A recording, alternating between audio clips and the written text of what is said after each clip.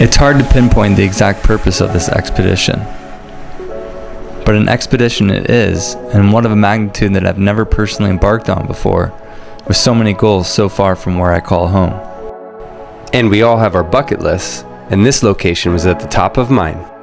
A chain of 1,200 coral atolls, the Maldivian archipelago in the northwestern Indian Ocean.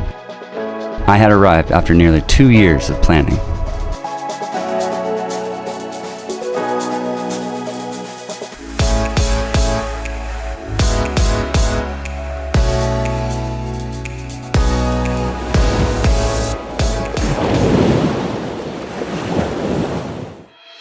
It's important to state up front that I would have never considered such a journey if it were not for my good friend Roger Wagner, a dear friend of nearly 2 decades, who runs a surf villa in Puerto Rico called Surf 787 Surf Villas, and over the last 7 years has run surf charters in the Maldives under the same name, Surf 787 Surf Charters. Without him behind the scenes on logistics, travel insights, and local knowledge he has built in the Maldives, I would not have gone. This trip was actually a middle-aged gift to myself for both personal and professional reasons which intertwine. Born and raised a surfer in Southern California, I knew at an early age that I wouldn't stop at anything to make my living in life working in and on the water. What I didn't know is that would mean creating a 501c3 known as the Beyond Our Shores Foundation to help grow fisheries data collection programs on mahi-mahi, a worldwide seafood staple and iconic gamefish species, as well as on fish aggregating devices, which are structures used by anglers or governments for economic and recreational goals. After 4.5 years of building the Beyond Our Shores Foundation, this trip was my plan to refresh what is core to who I am: ocean immersion in one of the most pristine ocean habitats in the world, the Maldives. This is my story of my trip.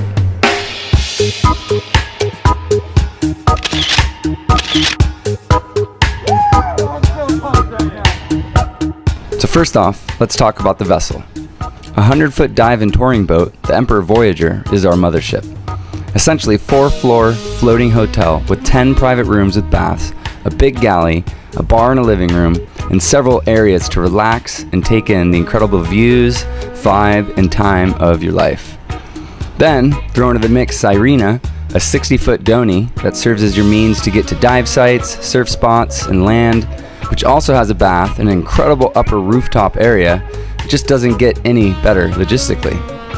But in tow is also a 15-foot dinghy, which really enhances logistics to aid in getting you really close to breaks, dive sites, and to come save you if you get tired, swept away by currents, or some other not so optimal situation that you want to get out of fast.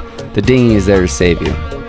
While all these amazing crafts are good and dandy and handy, they are useless without a top-notch crew. And while we won't get into the specifics of each of these guys' particular roles, these men are here to make your trip safe, comfortable, and fun.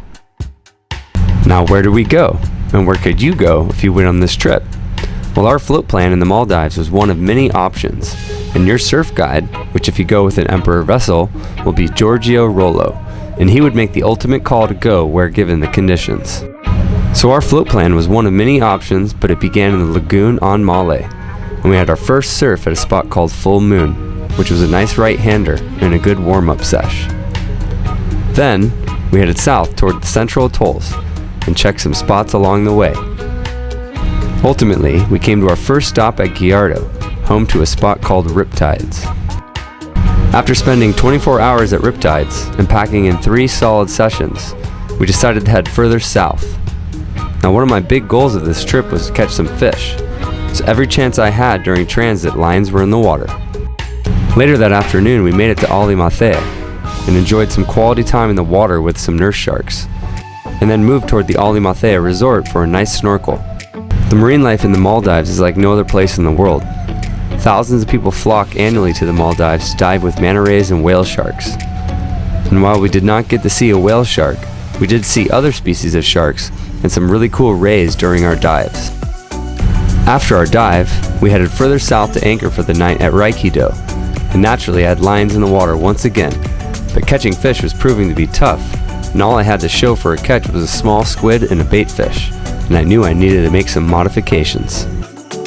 After Raikido, our next stop was Muli, Mula, and Veda further south into the Central Atolls, in a location where we scored some incredible surf at Mushrooms, Mula, and Veda. After Muli, we headed further south and our next destination was Mikado, and as you can imagine, lines were back in the water, but this time we got an amazing strike from a 45-pound wahoo that we successfully fought and almost landed, but without a gaff on board, this fish was a true catch and release. It sure was a beautiful fish though, and check out the footage we got.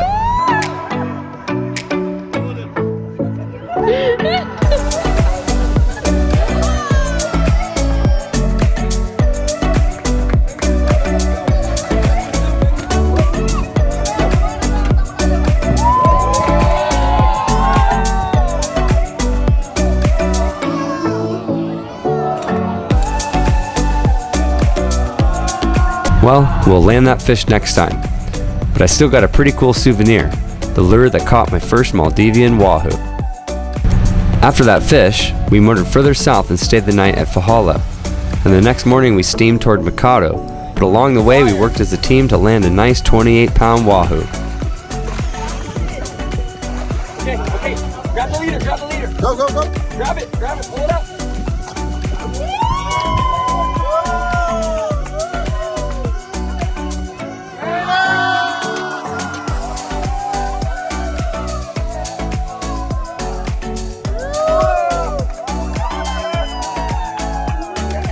Definitely a nice fish thanks to the handiwork of Max. With fresh fish now on board, we travel to our next stop at Kaine Midu, home to a nice right-hand break called Mikado. The wave had a nice steep takeoff section and you can get several turns in before the reef tapered away. With enough swell, this wave is known for great barrels too. But the fat end section made it an ideal break for all ability levels because the end section was very soft. Kaine Midu actually means little slice of heaven, which makes sense given the serenity and beauty of the beach area. This made it the ideal spot for a wedding, and during my visit, I was very fortunate to witness the marriage of two special people on this beach and island, which resonated with everyone about the beauty of life, love, and adventure. From our southernmost point of the trip, we set the compass north and headed to Maldives for an evening surf, and enjoyed a classic Maldivian sunset with glassy calm conditions. The next day we headed further north back to Muli, and I continued to fish. I learned a lot about the Maldivian fishery during my short jaunt around the atolls. If you want tuna or mahi, you gotta go look for them offshore. The industrial fleet presence is evident in the south central atolls, and they are likely targeting yellowfin tuna offshore. While aboard the surf charter, on the Troll, it is definitely a high-speed wahoo fishery, so come prepared with plenty of wire leaders, wire plugs, and rapalas. But raising sailfish and marlin is also a possibility, so carry with you konas and teasers. I lost nearly all of my gear to toothy animals, but was very happy that we all worked as a team to catch two large wahoo. Now back to our tour in the surf. Muli is home to F1s, another series of rights called Mushrooms, a series of lefts called Veva, and a deep water big wave right called Mula, which definitely packs a punch, so bring a step-up board to surf this wave, and be prepared for some nice hold downs. I can attest to that after this one closed out on me. Thankfully I was able to withstand the first pulse of whitewater, but the second one got me. After scoring again in Muli's wave-rich translucent waters, our journey to the north continued, and our next stop on the docket was back to the crowd favorite Riptides. Our crew scored this wave again before other boats showed up, and we even got a few lefts in at Foxy's across the way. Riptides and Foxys are great waves and setups for all ability levels. It just depends on where you sit in the lineup. Back on the boat, we pushed further to the north and surfed an afternoon session at inside and outside quarters. I enjoyed the hollow inside section, which served as my last session of the trip and a superb one to end on. We arrived back into Humamale on our 10th day, and in total we surfed 14 different waves, 12 rights and 2 lefts. We fished pretty much during all transit hours and got several strikes, but only caught 2 large wahoo in our southernmost central atoll of Kalhumadulu. We visited 6 different atolls and only had to do 12 ocean crossings between atolls, and therefore remained mostly in calm, tranquil waters within the atolls between our 7 anchorage sites. I must say, morning coffee was always so amazing. We were extremely well fed 3 times a day with plenty of tea, coffee, and snacks around 24/7, and there was also a great bar when it was time to really unwind. This trip was honestly a complete rejuvenation for me, and it could be for you too. For me, one primary reason was how refreshing it was to meet 16 complete strangers and become best buds after our time spent together. Mainly all the guests were from Brazil, not all were surfers, and those that surfed had a variety of skill levels, but they also all surely shared the same stoke of adventure in paradise. They also started to teach me Portuguese, which was fun to learn. Obrigado, meus amigos. Boas ondas, and until next time.